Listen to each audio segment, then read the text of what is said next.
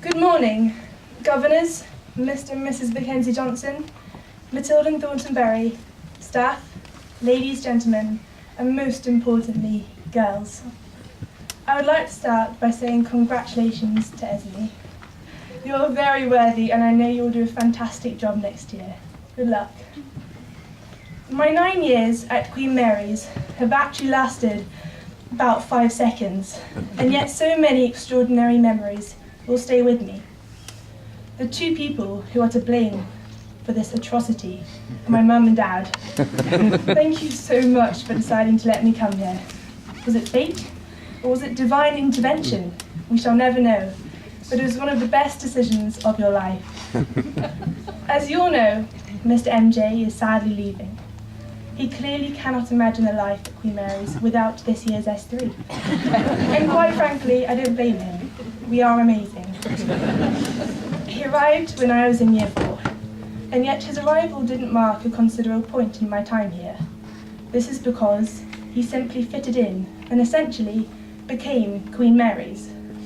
Last year, he said in his speech, his target was for an old girl to become the first female SAS commander, and he is certainly on track to achieving this. I was sitting in tea one night this term with about 20 other pre-prep children who were smeared in war paint and covered in camouflage. A cry, "Oh!" rang out from the admirable Miss Charmer, and was replied by 20 more enthusiastic, "Oh!" The children leapt from their seats and stood in a trained line to attention. Despite my lasagna growing cold, I couldn't tear my amazed eyes from them marching out to the command of left, right, left, right.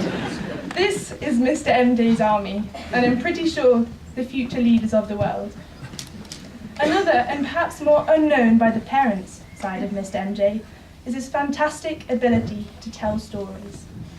His favourite, of course, being the Maltese cat.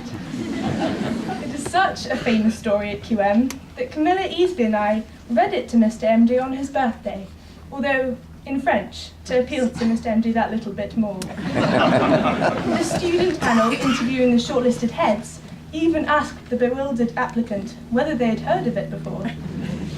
It is a tale of an old polo pony defeating another flashy polo team with his team of mining and pit ponies. His skill and knowledge of the game outshines the other team's wealth and extravagance, and they win the championship. He says before the final chucker to his team, "Play the game, not the rules." This piece of advice stands above all others that Mr. MJ has fed us in prayers, and may be particularly relevant to Mrs. Lewis Beckett, starting in her new job as head, and S3 in our new schools.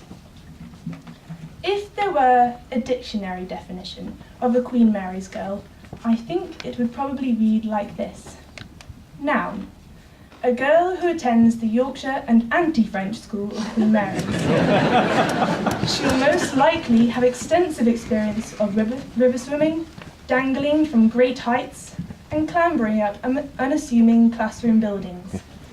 If the girl is under the age of about 11 years, then she will be a skilled horse.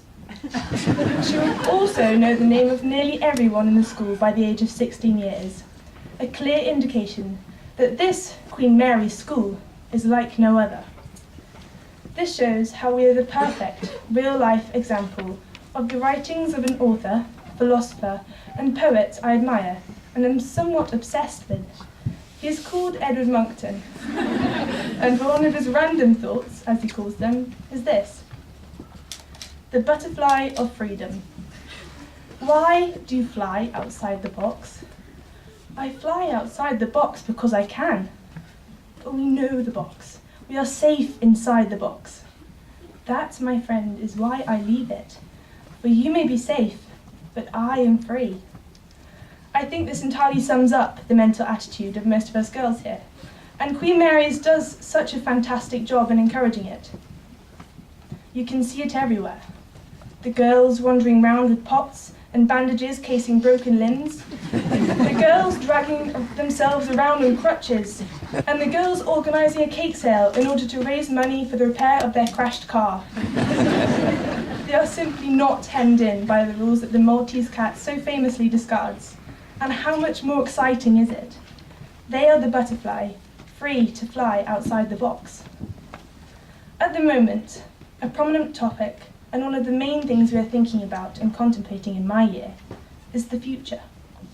Our next school, our A-levels, our gap year, university, and some have already decided which footballer or rugby player they're going to marry. In our own directions and towards our own destinations, we are flying outside the box too. This is scary, but we have confidence to go out and do the right things, due to the support Queen Mary's provides. A very relevant analogy is of us about to step out on the rope bridge, crossing the River Swale. You have donned your helmet and your harness, you get attached to the rope, and friends, Gap girls, Mr. MJ and Miss Charmer surround you. Now Alice, all you have to do is stay composed, focused, widen your arms for balance, and don't forget to keep your back straight.